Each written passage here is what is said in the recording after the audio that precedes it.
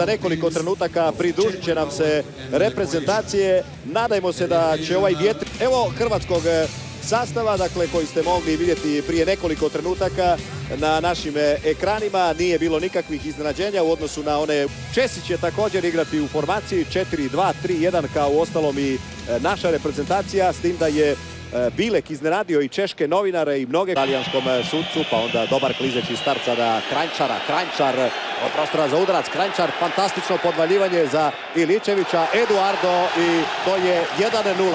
Stali su malo Česi, vjerujući da je riječ o zaleđu, međutim otišla je naša ekipa do kraja. Eduardo je zabio 1-0, vodstvo hrvatske reprezentacije u prvoj ozbiljnoj prijetnji češkim vratima.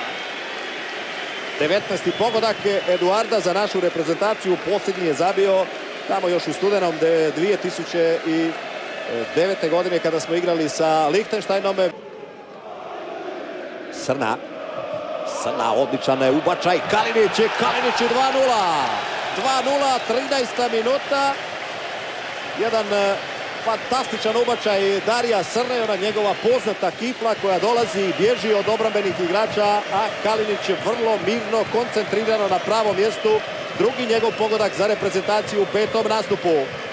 Savršen početak, pogledajmo još jedan put između dvojce čeških igrača. U skoku pored njega bio je Roman Bubnik, ali je Kalinić sjajno reagirao, jedan odličan trzaj i Hrvatska ima prednost od 2-0. Protiv Malte u posljednjoj utakmici kvalifikacija zabio je svoj prvi pogodak za reprezentaciju. Kalinić.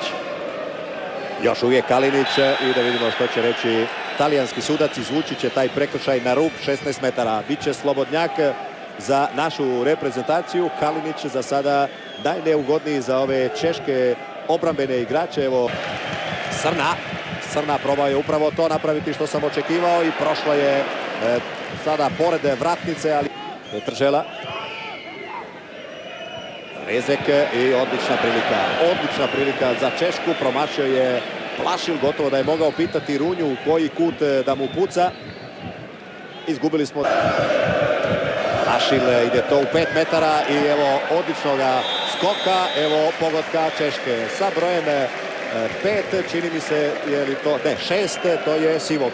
Upozorio sam na početku da je Češka jako moćna u prekidima, nažalost naši nisu to osjetili na vrijeme i nakon 20. minute Češka smanjuje na 2-1. Plašil iz kuta na 5 metara, ostavljen iza leđa Sivoka, Hubnika, Sivok. Rezek i Pospeh, odlična kombinacija i Pospeh, vrlo dobar udarac, ali i odlična reakcija Vedrana Runje. 30. minuta, evo nakon onog sve popraviti Šimunić.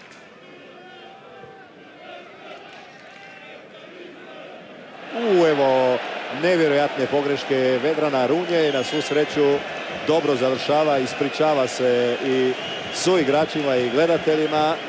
Biće novi korner, ali nije prošla opasnost. Izgleda da je nekakva krtica i tu se našla u ovom novom terenu na Aldu Drozini, ali da vidimo. Nismo imali Paula Robinsona u Puli u liku Vedrana Runje. Koji pokušava osvojiti loptu, prilazi iz pozadine Iličević ima Kalinića u sredinima, Eduardo iz okreta i otišlo je pored vratnice. Traži Eduardo još tamo udarac iz kuta, ali kažu Talijani da će biti ipak ispucavanje za Petra Čeha. U naše obrane i ne dopuštaju jednostavno da se lopta mirno iznese iz ovog prostora od 30 metara. Pospeh i fantastična kombinacija za 2-2 Tomasa Rosickog. Tako se to radi. Matu 3 poteza, izgubili smo loptu ovdje na pola igrališta i upozorio sam da imamo problema na ovoj lijevoj strani, da previše toga curi i Česi su to znali iskoristiti i zabili su u završnici prvoga dijela i to u prvoj minuti sudačke nadoknade za 2-2. Upravo u tom trenutku oglasio se Osato i poslao momčadi prema slačionici. Pogledajmo to još jedan put. Ovdje je ubacio Petržela. Dajući ukupno ovo prvo poluvrijeme nismo bili dominantni, ni blizu onoga što je reprezentacija prokazivala. Rosicki opet ima prostora tamo na boku, ali se odlučio tražiti Necid i odličan blok Lovrena, pa onda pokušaj Plašila, još jednom Necid, Šimunić i Orsato pokazuje da će to biti ispucavanje za našeg vratara. Česi su tražili tamo igranje rukom u našem 16-tercu. Dujmović. I sada je to odlično preigravanje prema Kaliniću, nema zaleđa, Kalinić i 3-2, drugi pogodak Nikole Kalinića koji Pulu voli, Pula voli njega, a mi volimo Nikolu. I evo nas u 61. minuti nakon sjajnog proigravanja Tomislava Dujmovića kod nove prednosti Hrvatske. Pogledajmo to još jednom, brz kao vlak je pojurio iz te zadnje crte, pogledao lijevo, desno, vidio da nikoga ne prati i otišao prema trećem pogodku hrvatske reprezentacije. Sjajno koristi ovu minutažu koju mu je dao Slaven Bilić, a Slaven silno vjeruje Nikoli i evo odgovara mu Nikola na najljepši mogući način. Prednost Hrvatske 3-2, 61. minuta. Izgleda njegova momčad. Kranjčar. Nova promjena strana, Kranjčar, stići će to Iličević, ide u sredinu Petrić na prvu vratnicu, Petrić, Jelavić i dodirnuje, čini mi se, loptu tamo Roman Hubnik, nema kornera, biće ispucavanje za Čeha, ali još jedna lijepa akcija naših. Slobodan je na ovoj drugoj strani, Pudil, evo mu lopte, Pudil, pokušaj ubacivanja, Štajner je promašio i Necid nije uspio primiriti tu loptu.